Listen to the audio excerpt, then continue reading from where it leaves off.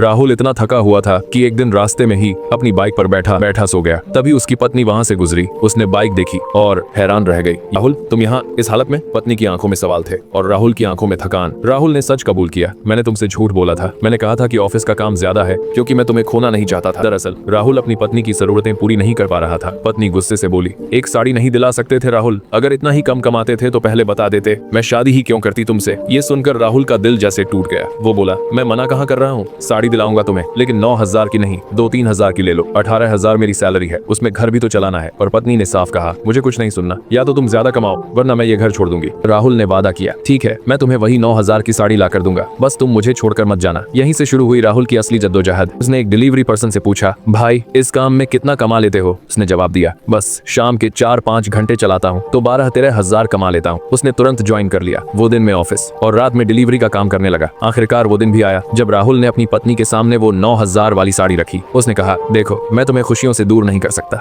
इसलिए part time delivery का काम शुरू किया ताकि तुम्हारी ख्वाहिश पूरी कर सकूं। दिन में ऑफिस, रात में डिलीवरी। थकान इतनी थी कि रास्ते में ही बाइक पर सो गया था, लेकिन नींद से ज्यादा जरूरी था तुम्हारा सपना पूरा करना। फिर पत्नी को गलती का एहसास हुआ और बोली, मुझे माफ कर दो, मुझे अब कुछ नहीं चाहिए, ना 9,000 की साड़ी, ना कोई ख्वाहिश। तुम जो दोगे उसी में रह लूंगी। तुम्हारी सैलरी चाहे जितनी भी हो, पूरी जिंदगी तुम्हारे साथ गुजार लूंगी।